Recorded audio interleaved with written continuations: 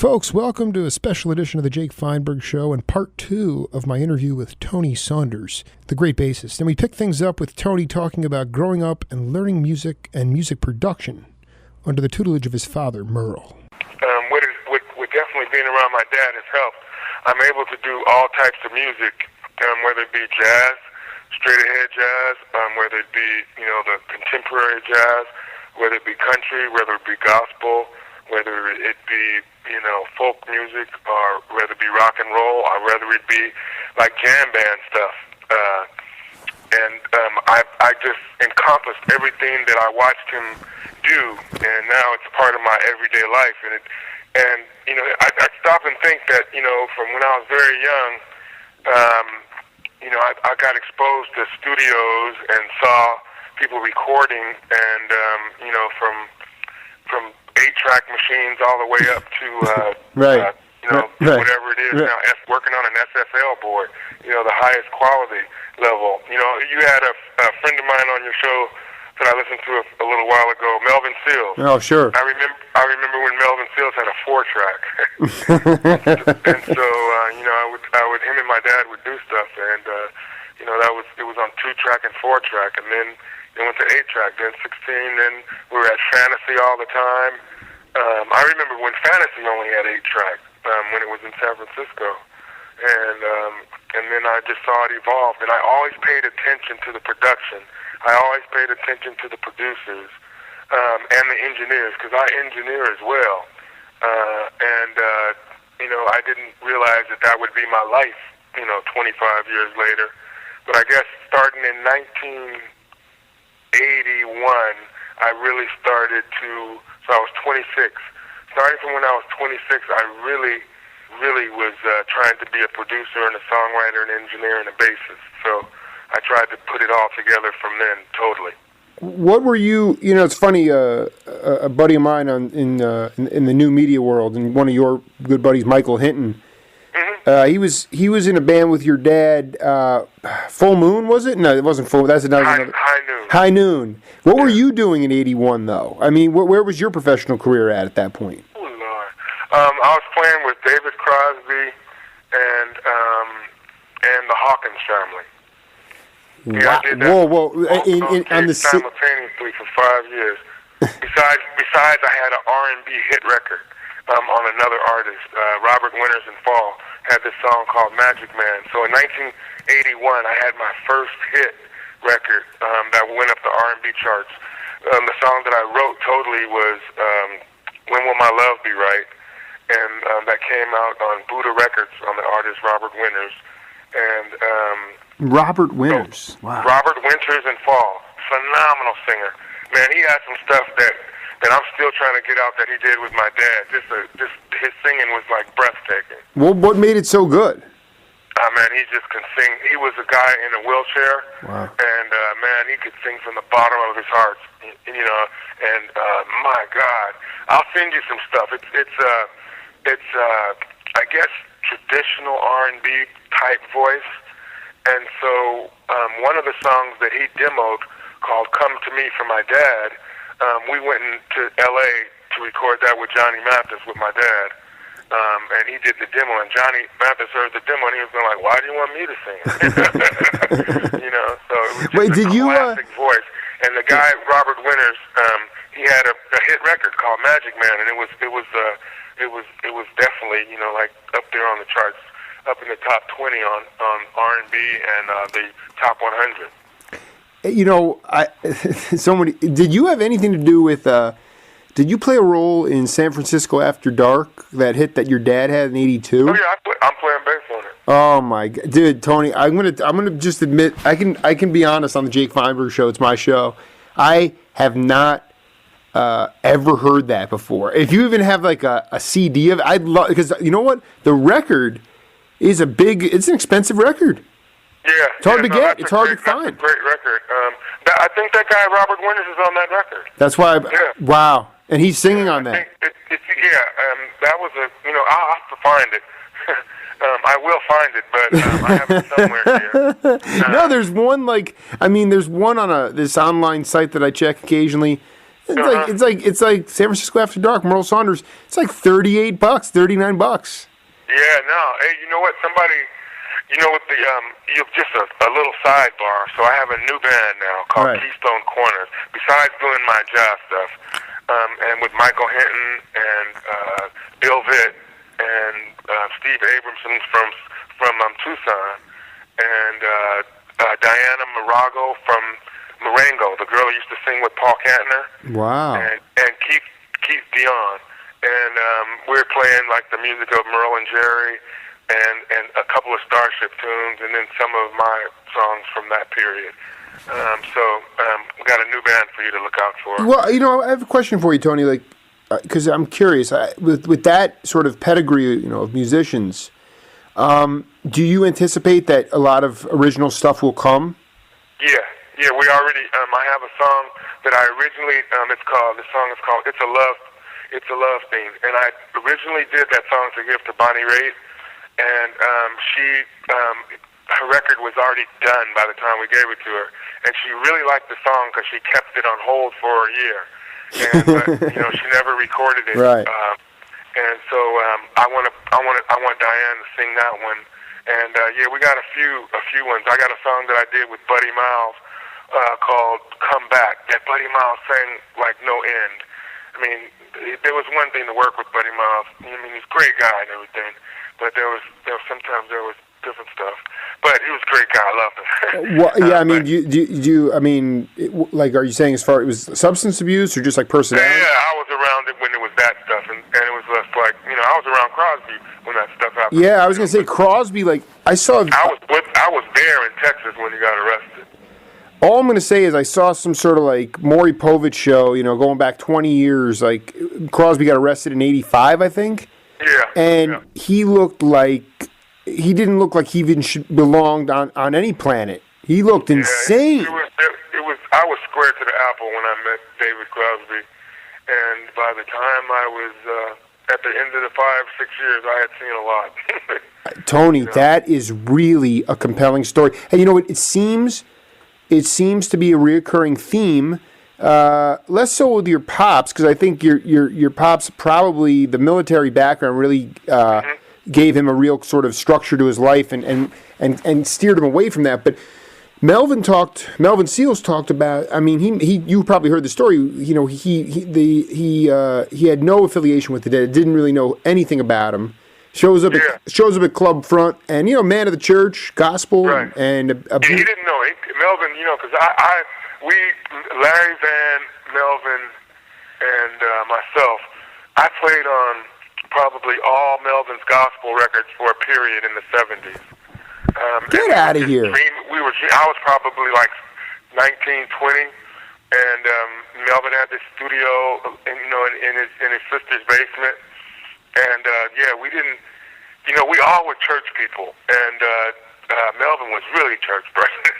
And, we had no idea, and he would always ask me, well, how is it, Tony, to be out there with, doing the stuff with your dad and Garcia and stuff like that?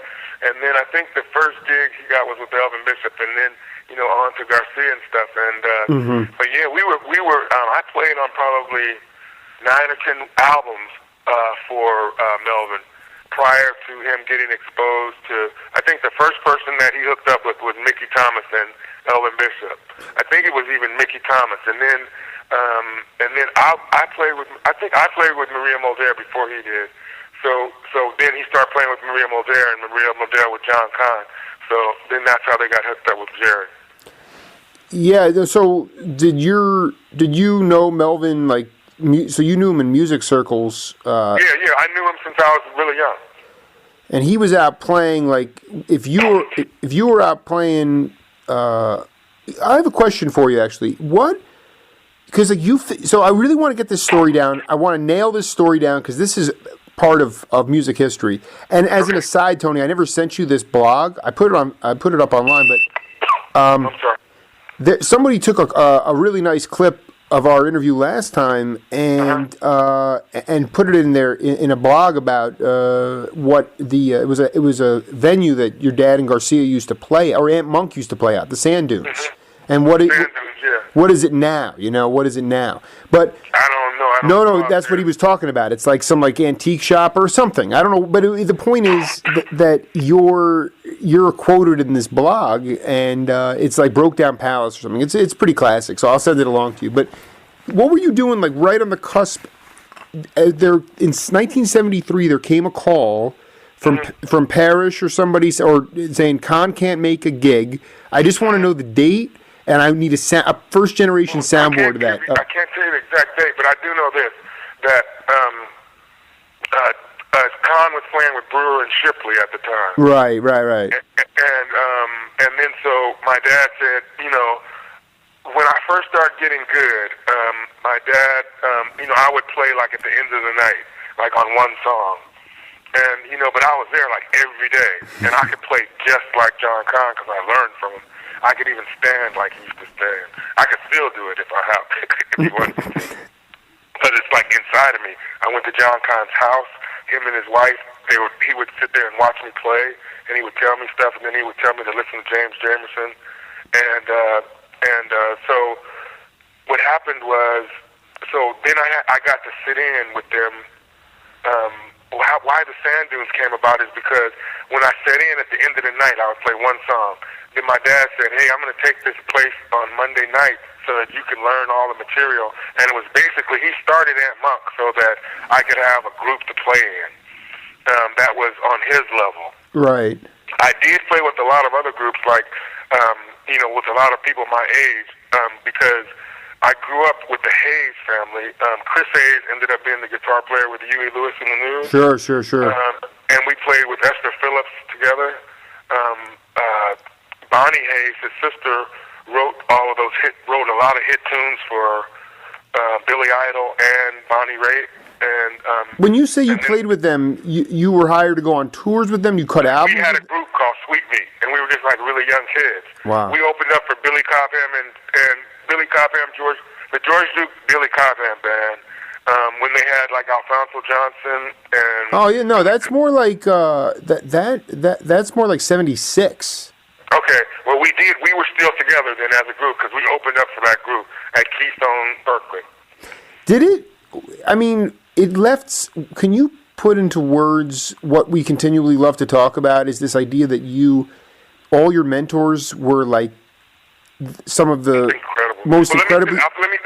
The Sand Dunes. What happened was, I'll finish that part first. Okay, the Sand Dunes was originally started. I remember they charged $5 at the door, and my dad had started Ant Monk, right? And then Jerry started coming there besides their Keystone gigs, unannounced, and he really liked to. Him and my dad. I just learned this like 3 weeks ago because I was with Parrish, that they were really proud of me and my development. So we used to play at that place, the Sand Dunes, and then if they weren't working on the weekends, my dad would work at this place called The Generosity on Union Street in San Francisco. And that was basically just so I had some place to play on their level. So I knew all of those songs innately. They was just like internalized in me, and I could play them just like John Conn, and then I started adding my own thing to it eventually, and then it came the time when John was playing with Brewer and Shipley, and my dad said, "Are you ready?" And he said, "Can you handle it?" And I was like, "Yeah," and I was like nervous as heck in the first gig. I was like nervous as heck, nervous. I have pictures of it. Somebody sent me a picture of it recently, and I noticed that I'm standing by my dad's left-hand side so I could watch his hand just in case I got lost. Right. And it was just a great experience. It was great music, and somebody sent me tapes, and I could hear Garcia talking to me. It's like, oh, because there was one song I didn't know that they did, Pennies from Heaven, and I like messed up all over the place. Oh, my. But then at the end of this, Jerry said, hey, Tony, it's okay. You didn't know it. We didn't, you didn't know that one, but yeah, you know what? You're playing great, and I could hear him talking. He said, don't worry about it, Tony. It's cool. Here's the thing. How did your dad take your family to church a lot?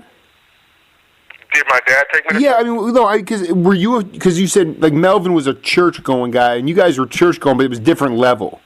Yeah, well, Melvin played in churches and he knew all the people in churches, and he had like this whole record company going, Secret Records, and I recorded maybe 3 or 4 records for him on that label.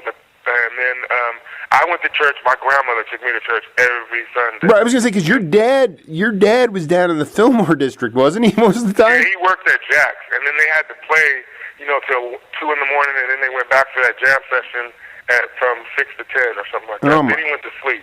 Did you get to go and at least observe that? Did you check out those jam sessions at the Fillmore West? Oh yeah, sometimes. What I mean, I went to the Matrix because you could go there. The Matrix was on Fillmore. I went to the Botan on Divisadero. I saw George Duke there when I was a young kid. I loved George Duke, and I used to always listen to him play. And besides my dad, I love George Duke's music. It's in me. The Botan had great music, and there was this place called the Upper Room on Divisadero too, where I could go and hang out. But you have to remember that all of these famous people, they came to my house. Herbie Hancock. I don't. It's just mine. It's mine. But they came to your house. They came to your house right in their primes. Right. That it's not like you met them when they were 85 or 90 or like little kids. They they were like at their peak. I didn't even realize what was going on. Oh my God! The pop stars I did because for a while Dionne Warwick's husband played drums with my dad, Bill Eaton, and one time Dionne Warwick came to my house and I charged my friends $1 to look at her. Right? No, hold on. Is that William Eaton?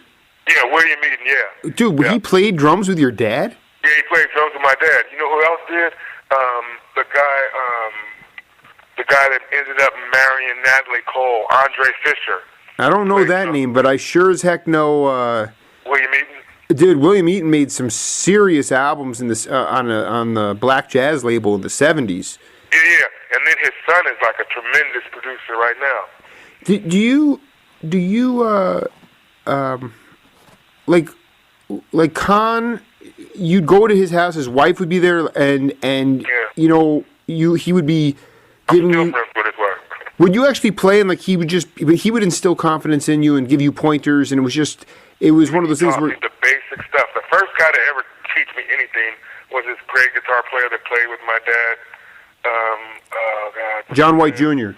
John White, yeah. There's a picture of him upstairs in my house. God bless that guy, man. And then after that, my dad would drive me out to Fairfax, and John Kahn and his wife Dee, they lived in a little house out there in Fairfax, and he would actually sit with me. I'd be there for a couple of hours, and then I'd learn as much as I could, comprehend. And then, like every day when my dad went to the studio, I'd go in the studio, and I like go in the ISO booth, and I'd be playing bass. And him and the engineer, which the guy is a really famous engineer now, Brian Big Bottom Gardner, they would always go, Tony, get in there and practice. It was meant for me to play bass, and they helped me along. But I mean, Wynton Kelly was my godfather. I have pictures sitting on Paul Chambers' lap.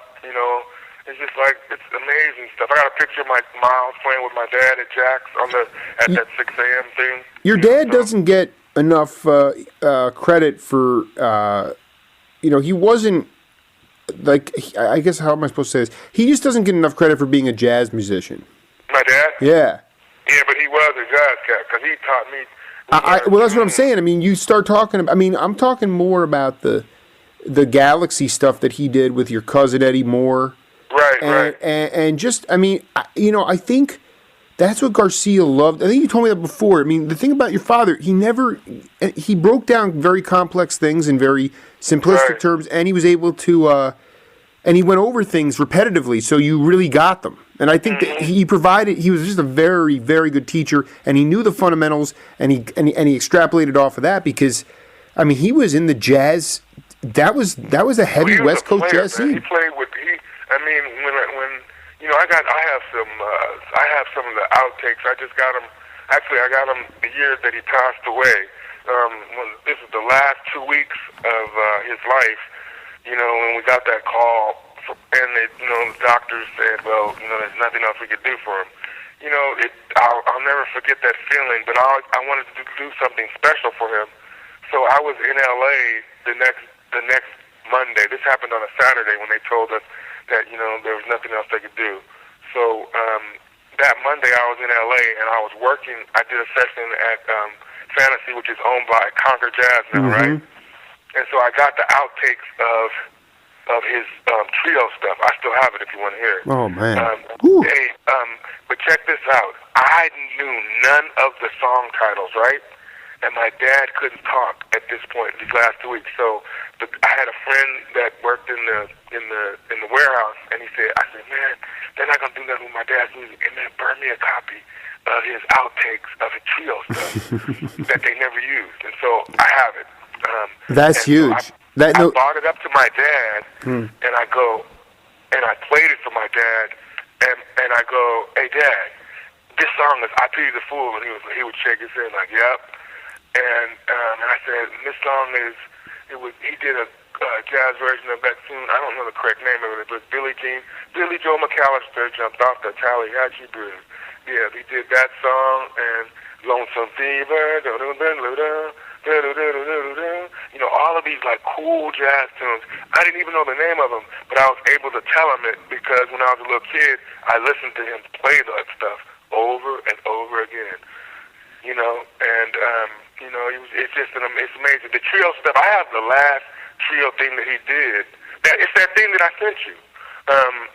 The Tenderly. Absolutely, right. No, but that outtakes would be pretty heavy stuff. Did your dad? I mean, they played the same instruments, but your dad and Howard Wales, did they collaborate a little bit? Did they bump into each other? Yeah, I mean, they thought. I think Howard Wales played with Jerry before my dad. Right. And yeah, there was some collaboration, and I think I played on a couple of Howard Wales records. But he's great guys, man. Those guys were great. Him, Brian Auger. I got to play with Brian Auger too. It's like phenomenal. Unbelievable. Jimmy Smith was like a prankster with me because he was like he was like a black belt, right, in karate. Right. And he told me to always be alert, Tony, if you don't learn anything from me. So I'm standing on 55th and 7th Avenue in New York, you know, not minding my own business. And all of a sudden, whop, this kick comes to my head. Oh, my God. Tony, I told you to always be ready. And I look over, I said, oh, my God. I was like, Uncle Jimmy, why you do that to me, man? But he was, I grew up carrying all these people's equipment. I mean, this is before they had the dollies for the B3. I would carry whenever Jimmy Smith was here, or my dad had to move his. That was my job. That's how I made my $5 for the week. So, can you talk a little bit about romancing the bass and how you've been able to use new media and to direct where you want it to be heard and how you can get it out to different people so they can hear it? Yeah, it's really Romancing the Bass was the album I did over a few years, with the exception of the one track that my dad is on. I actually did that in '97. My dad, on his way to a gig, stopped by and played on the track. But with the advent of the computer, you're able, and the internet, you're able to like transfer tracks all over. If somebody's not here, you're able to get them to put the guitar on where they are. Although I do have a studio, but sometimes we do the drums someplace else, or we'll mix it someplace else. And then through the advent of all of these iTunes, Amazon, all of these digital delivery systems for music, that record is doing really good. Actually, right now, it's been on the charts for like 7 months, and we've been touring behind it for the last 7 months, playing theaters. And basically, I don't get any help from my dad's legacy in this medium because it's a different kind of music. It's like an urban adult contemporary. Right. So it's like I'm starting over again. But it's been readily accepted, and it's been really nice to be able to deliver this to so many people. And, just if you flush the internet with your music, it'll get heard. And if it has a leg to stand on, you can get it to more people. Like, for instance, on the charts, like 2 weeks ago, my record got 27,000 streams around the world, which is, phenomenal. Back in the old days, that couldn't happen. And, I talk to people a lot on Facebook and other, they email me all over the world. And I'm on the top 20 in Lagos, Nigeria. And all of these guys end up calling me and to do station IDs and stuff like that. But it's you have to be really user friendly in today's market, so that if you're unknown to get known, you need to be user friendly. I'm a musician's musician. Musicians know who I am. Yeah. But as far as getting into a broader audience, and especially this music that really, if I was playing, like the Keystone Band, when Sure. I'm playing my dad and Jerry type music, the people love me. You know what I mean? They all know me. When I walk down the streets of Mill Valley, people are, "Hey, Tony, what's up, dude?" You know what I mean? It's all good. But this urban, I hate calling it smooth jazz, but because if you see us live, that's not what we do. We don't put you to sleep at all. So. Yeah, no, and it's just you said a bunch of stuff there. I just.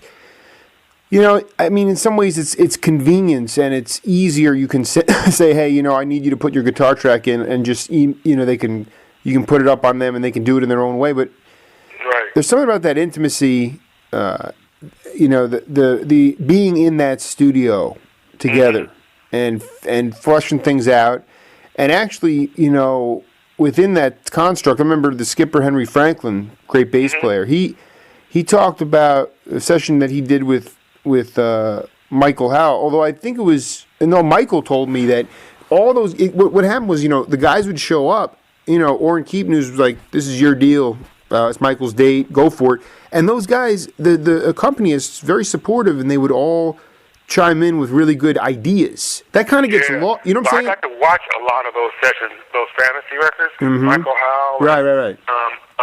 Gene Ammons, and Cannonball. I saw Cannonball make a record on fantasy. Right. And yes, they had players, and it was incredible to watch. I saw Ron Carter there.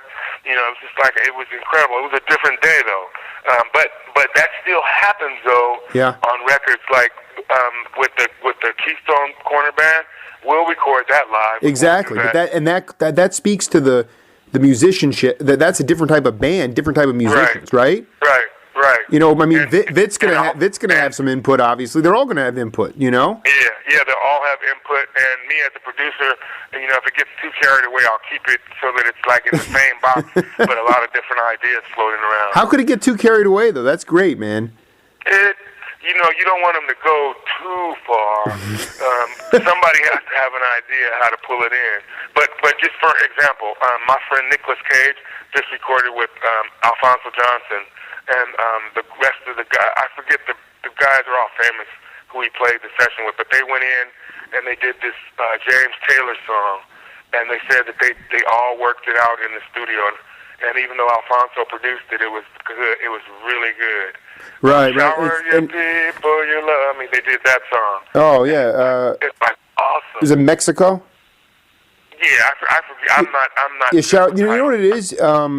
That to me, like, it's easier said than done, because you get in to a session with a lot of big with artists who have a very some of them have a very they have very strong views on how the music should be played. So if you throw a few of those people into the mix, you might not get a whole lot accomplished. But at the same time, talk a little bit about when you observed with your dad, Jerry, Khan, the engineer, when they were going through this stuff. How did they, if they had a... You could feel the respect. Right. Plus there's that. I remember, because like when we did the Twilight Zone, that was the most I was around them all, because Les didn't want to do it, and so he asked me if I would do it. Sure. Les played on the theme, but then I played on the rest of the episodes, even though it says something different on the record. But wait, what does it say on the record? It says it says Merle Saunders and the Grateful Dead. But that's really wrong, man. That's wrong. Yeah, but you know what? I got paid really well. No. But I mean, what I'm saying is certain labels, certain companies. It's the labels issue, because certain. Yeah, I'm sure it was a label thing, because Phil Les does not care about mentioning my name. He's one of my nicest. He's a nice exactly. guy. No. This was the label saying, "Oh, we can't tell what really happened, because we need to." It's like we need to put the great whatever. It's like you deserve kudos, and now because I know that, I'm going to vigorously pursue that. I mean, I saw those tapes circulate. Yeah. Well, I played on every episode. Because I was my dad's assistant. I programmed his keyboards. and I did the bass on every show. We did it with Weir. Talk about the you were going to get into something about respect. Respect. Okay, those guys, my dad, Jerry, Brent, Bob Weir, and the respect among them as musicians was incredible. And it was. Could you give an example? Something that was never talked about. Yeah. But you could feel it, and they would never. There were boundaries that they each respected of each other, and there was something that they needed from each other. You know what I mean? And like I was the youngest, so I hung out with Brent all the time, and then I would eat lunch usually with Brent and Bobby and my dad because we like sushi, so we would eat sushi every day. But the respect level when we played the music was there, and I really had to step up to the plate, because they could get anybody to play. It wasn't just that I was Merle's son.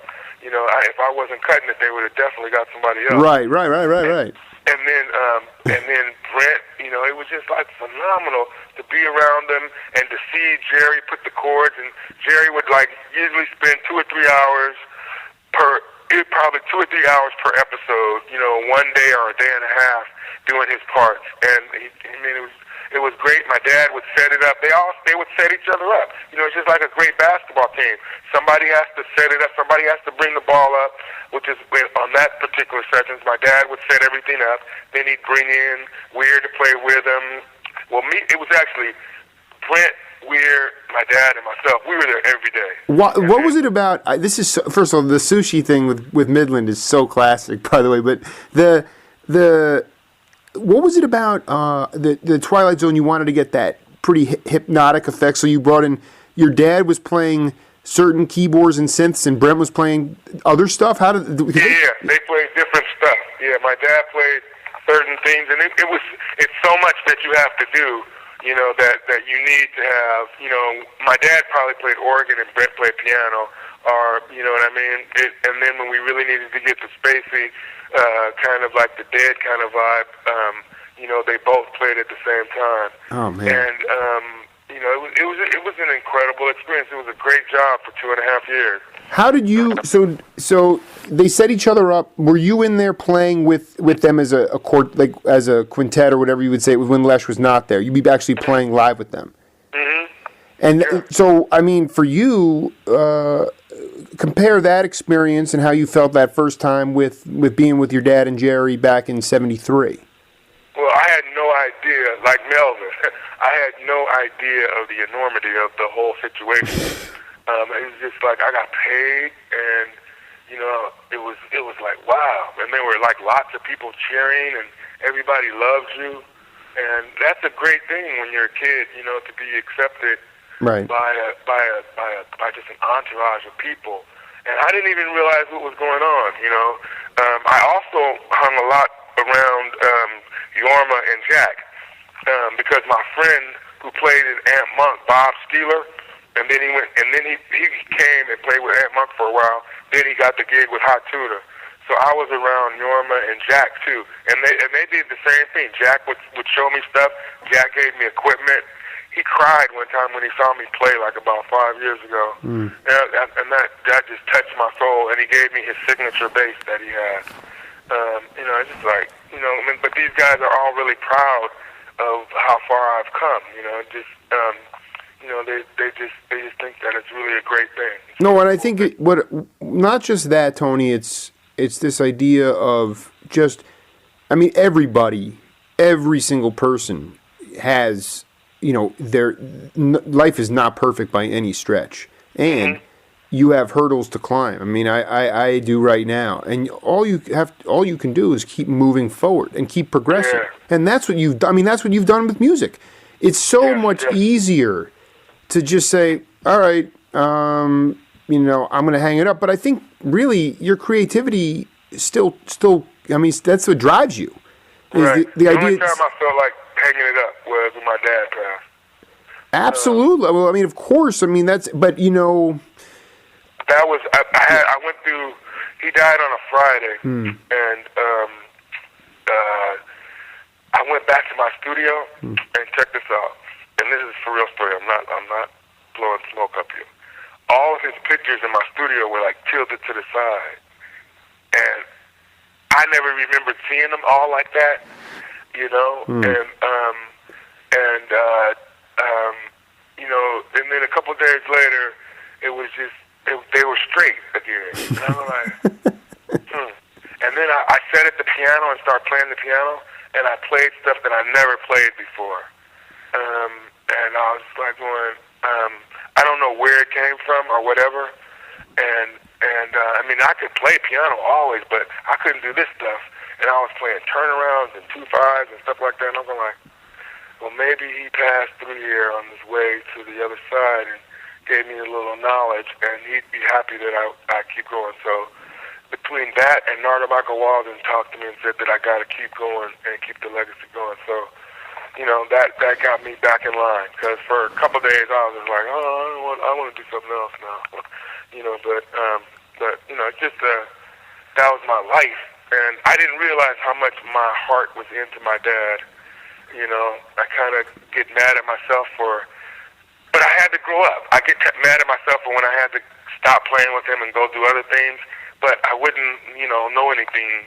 I would just be doing that now. You know. Yeah, he knew you were ready to take the training wheels off and go out and do it on your own. Yeah, I wanted to be a big boy, so I had to go play. I mean, I played with like so many cool people. Like people, you know, it's like if we started rattling it off, it's like, you know, people think that I'm lying. But it's all true. The question I think is like how many times in, you know, because like you have played, you know, Buffy St. Marie and you know, but the thing is, I mean, have you been credited on albums unlike what happened with Aerosmith? Oh yeah. I even played on like Journey's record, not Journey's record, on Neil Sean's record, the solo record Beyond the Thunder. That was a great experience, and I got to play with those guys in Journey. And then I've been credited on pretty much everything I've played on, except for when people have asked me, you know, to play on stuff, and like I played with Juice Newton, and the record was already in the jacket, and then I played on it so that they really couldn't credit me, although they did send me the gold record for it. And then I played on Rick Danko's record. Wait, I mean that doesn't sound right, though. I mean, I guess that's the music. Sometimes it happens. Yeah. Sometimes it happens. Right. I played on Rick Danko's record, and I couldn't say anything until he passed away. So. Well, I'm glad you can. I'm glad you can talk about it now freely. You know, you're going on a. We talked recently off air, and you mentioned that you were taking the romancing the bass group. On a Southeast tour, Alabama. How did you even? I think it's really important for musicians to understand how you even were able to network to find a venue to draw a fan base in sort of these places that are not they're kind of off the beaten path, but I think that's a really cool thing. I can tell you exactly. My record is on the charts of smoothjazz.com, and they send out e-blasts about people. And so the radio disc jockeys called me, and they were really excited for me to come down there. And then what they do is they pump up the record so that you can draw 300 people or so to a little club, you know, and make it worth their while to fly you there and put you up. What kind of radio stations are they? They're like, I guess, smooth kind of stations, or But I mean, they're music formatted stations. Mm-hmm. Yeah. And what kind of, like, they fly you out there, they take care of you well, or is you know, and they get you a good severance for it? I mean, yeah, it's fine. I mean, I've done some really good ones, like with Jeffrey Osborne and Huge Groove and David Benoit. Hold on for a second. Hold on. I got it. This is a great question. So they're playing Romancing the Bass, the CD on the radio, but you say that when your band shows up, that's not what it's all about live. Well, we play some of the Romancing the Bass stuff, but we play other stuff too. And I think mean, it's not. What do you say? It's not boring. Right. It's not boring. I mean, for instance, I have a rapper in the group, and you know, as well as I play by myself. you know, which would be like, you know, like a jazz cat. You know? Wow. And so Wow. So I mean, the audience. Have you been able to gauge the reaction of audiences in different states that if they come to the show anticipating hearing a certain sound, when they're actually going to hear that plus a lot more? Yeah, they leave. They buy I sell tons of records at the gig. You're a genius, man. Your dad would be really proud of you. On big shows, we average between 50 and 100 CDs sold, which is phenomenal for me. And, you know, and it's, I mean, just for instance, we opened the show with Heartbreak Hotel into one of my songs. We don't do it like Michael Jackson, but we do play that song like that. I mean, it's kind of raw and rocky. And that's the smooth jazz people go, oh, and then they go, oh, okay, he can play. Why do you think, objectively, people's ears have changed to, because, you know, at the core, you know, that, like, if you had to play that stuff all the time, just the boring Platt stuff, I mean, I think you would get off the road. And, and you know, why have people's ears been honed to appreciate that kind of soft sort of, it's just so, it doesn't feel like there's a lot of soul in it. You know, I respect all of the smooth jazz people. Just to say that I really love them all. But, you know, I saw Cannonball play, so it's like, you know, I've seen like Miles play. I played with Dave Liebman for 2 years. I mean, it's like, you know, I played with Richie Byrack, the piano player. You know, I grew up watching Hampton Hawes and Joe Sample and, you know, people like that play piano. So the only thing that I don't like is we don't hear that stuff anymore. Right. That's what I don't like. Why do you... everybody. Yeah. I love Brian Culbertson, all of these people. Everybody's cool. And, you know, I think that everybody's great.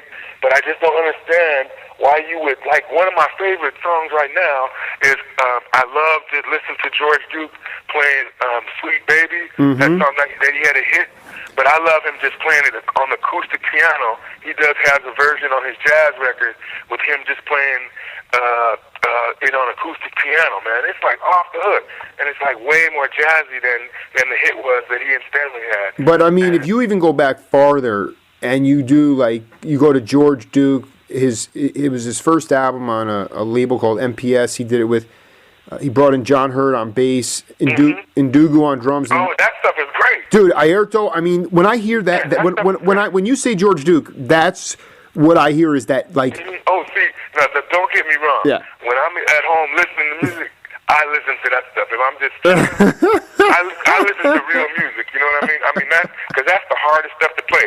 And what do I practice late at night? I'm like playing like either saxophone stuff that people have. There's this great sax player, Charles McNeil, who, you know, he notates everything off of famous people's solos. So I just try to slow them down and figure out how they did the solos. And then I listen to, like, I'd listen to all kind of, like, I'm doing a George DeVivier bass line right now, and I got the chart, and now I'm playing it with him. Because of YouTube, it's cool, because everything's on the computer, and so I just slow it down and figure out a section at a time. To me, though, like to hear that stuff. You've made an argument here, like, for the necessity for new technology because of just the idea that you can do stuff with DeVivier and things like that. And then... Oh, look at all these kids. All of these kids are coming up playing, like, really good.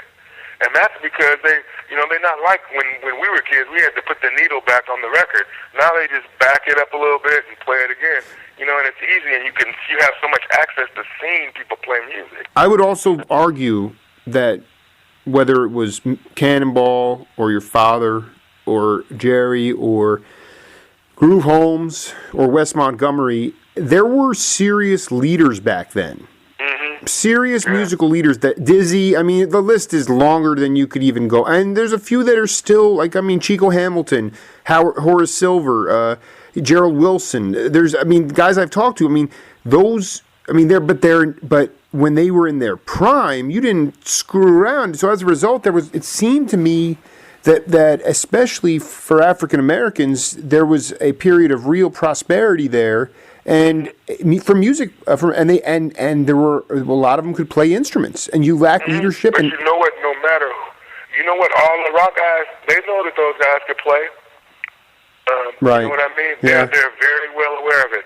I was playing with Crosby and Stills one night, and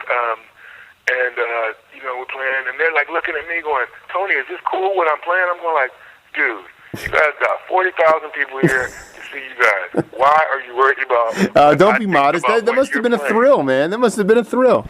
No, it was. Yeah. But I'm serious. It's really happened. They go, "Well, is this part cool, Tony?" I'm going like, "You guys are filling arenas, and you wonder what I think about what you're playing." I said, "I'm flattered, but yeah, what you're playing is great." You know what I mean? And it's just an amazing thing. They listen to me about the rhythm of songs. I listen to them about words because I remember Crosby telling me, he says, "Tony, don't you know the words for this song?" Oh, I asked him, "Hey Dave, why do we sing Deja Vu? No, why do we sing We Have All Been Here Before on Deja Vu?" He says, "Tony, you don't know what that means?" I'm like, "No." And he goes, "Well, you don't know about the words of our songs?" I said, "Nope, I just know the bass line." He says, "You don't know." I said, "I know you're famous, but I don't really know." And he goes, "Dude, we wrote Mr. Tambourine Man." And I was going like, and? He said, "Didn't you listen to those words?" So then we sat around this kitchen table one night, and I have a cassette tape of him teaching me, him, J. David, and somebody else, teaching me how to dissect songs and make the songs better. And then I've been a better songwriter since then. You know what I mean? Because I was just worried about the music, and I thought the words were an afterthought. But when I was around Roger McGuinn at that same time. And so they're going like, the Byrds, we were known, our whole period was because we were wordsmiths. And we made sense out of it. And I said, that's why and then, we start talking about why the Beatles songs made sense. And the words, when you listen to Eleanor Rigby, what it really means, and, Mr. Tambourine Man, and just, and then I listened to the song when Guinevere, when Crosby lost his favorite girlfriend at that time. It's definitely emotional and moving. In the same instance, when I listen to Sonny Stitt or would play with my cousin Eddie Moore, I would be at those rehearsals, and those guys would play so passionately, just be incredible thing, same kind of thing. Where is the passion? I mean, I think what you were hitting on earlier is true. The musicians coming up today, whatever, regardless of the idiom of music, they're technically very proficient, but they're lacking. In my mind, Tony, it just comes down to life experience. You look at your father, Army service, had to raise a family, worked multiple jobs, but saw people for who they were, didn't stereotype anybody, and worked. He grew up during a time when the playing field was very fair, and plus too, if you realize, that happened in the '60s. Him and Booker T were some of the first jazz cats to play with the rock guys. Here's what I'm getting to. What I'm getting to is this idea that it's people's life experiences that shape their soul. Correct. All right? So that's what was coming out of all those cats, Kahn, Saunders, everyone, Garcia, everybody from that time. And it was because of life experience. And I'd say younger generations, my generation, a much more jaded is the wrong word. We just have not had to deal with the kind of we haven't been put through the same kind of tests, and therefore the passion and those guys blew because they knew it. They blew like it was their last day every day. Right. And now it's like we gotta. It's hard to. You just don't want to oversimplify, but you can't. I mean, for you.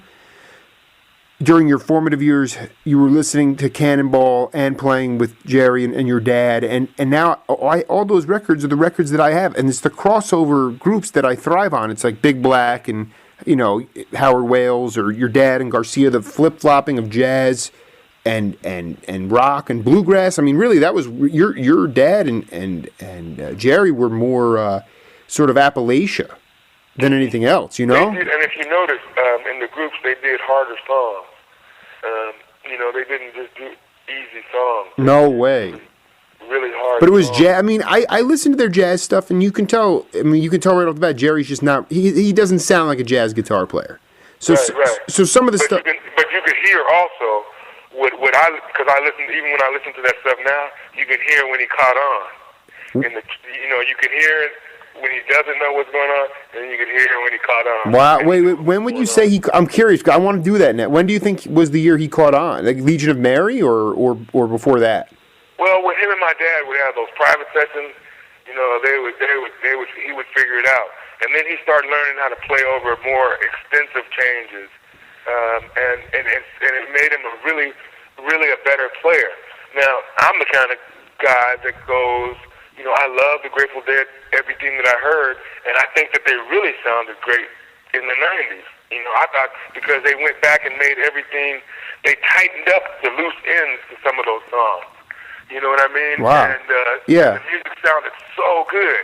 You know what I mean? And I would go to a show and I would go, wow, look, they changed that part. And, they've grown as players. And now when I hear Phil, when I hear Phil with his groups, he's really, really doing really good, playing really good stuff. And, they all are, they progress as from being just, country, when they played in Palo Alto and bluegrass type. Some of the bluegrass stuff that they played with Vassar Clements, that stuff was pretty intricate.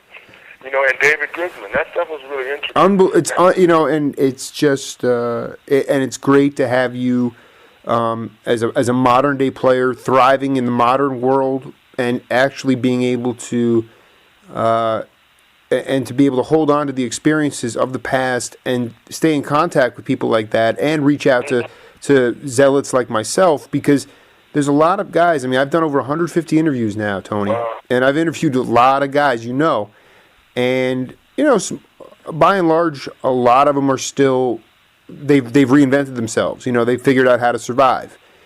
Right. But by and large, some of them that haven't, and it must be very compelling, because I'm not going to name names per se, but there are guys who were just titans and at the top of the field. In the time period that I cover, and now they're doing something else, and I can't imagine from a musical point of view that must be devastating. Yeah, I talked to a piano player the other day, and he wanted my brother's phone number because my brother's opening a club in San Phil, and he says, I'm trying to keep the traditional jazz thing alive, and I'm going like, you are keeping the traditional jazz thing alive just by doing what you do. It's not like you have to make a statement of that you're a jazz.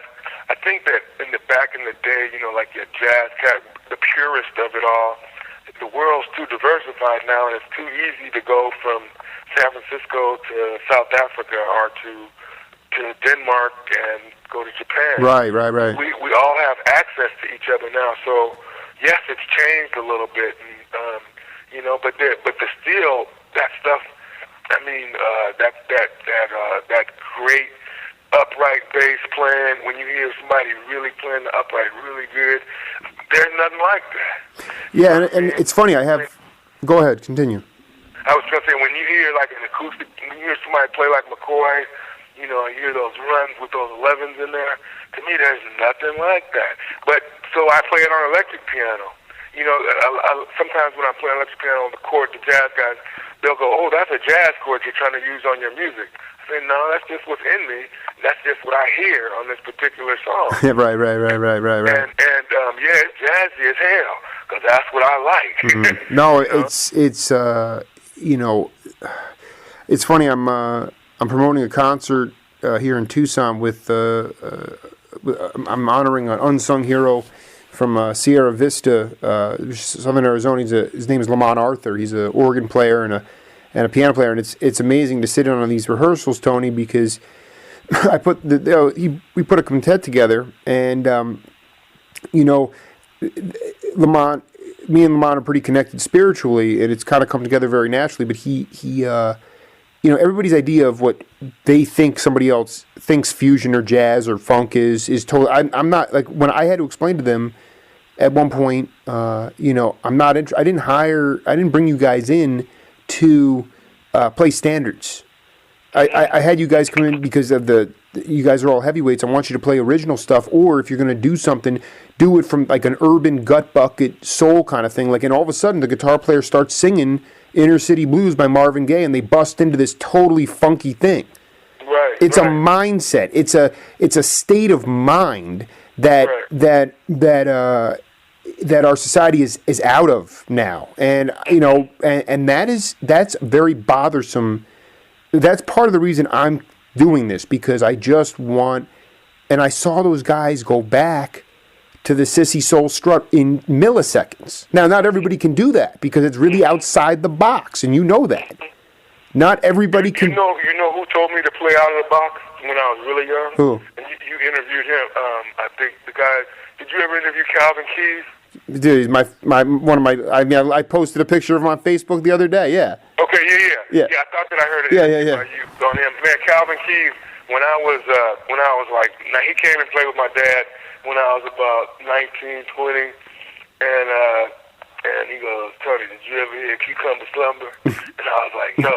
And he played me that song by Alphonso Johnson. I could not believe that bass line.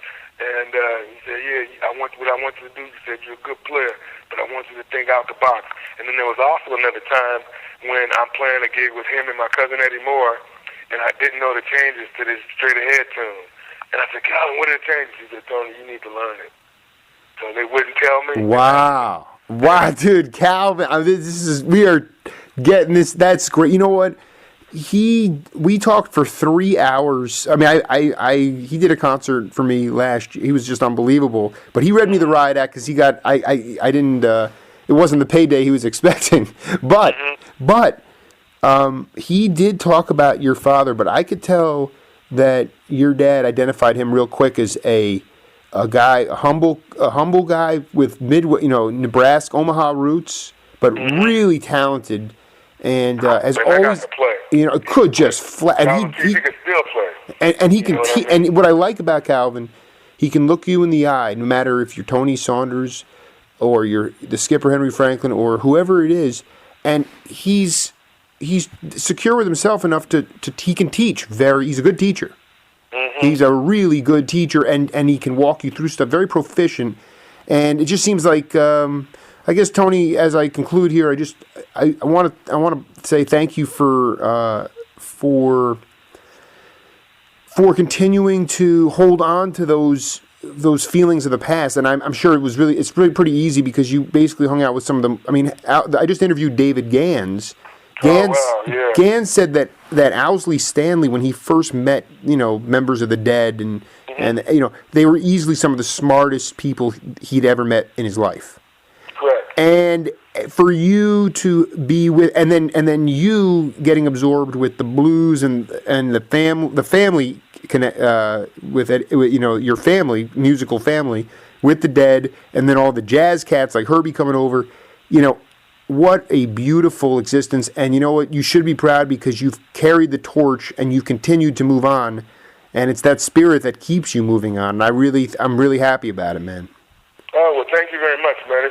It's all music, and I think that, my dad used to always tell me, just push yourself a little more, just push yourself all the time, and, just keep on moving forward, and you'll do some, you'll do some better things in music. So, I just keep that philosophy with them, and, you come to my house, it's like a museum, a Merle Saunders museum. So, well, I'll be there. If you ever want to see any stuff of my dad, you can come to my house and have everything.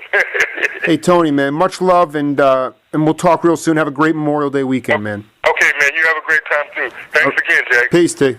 Okay, bye-bye. Bye.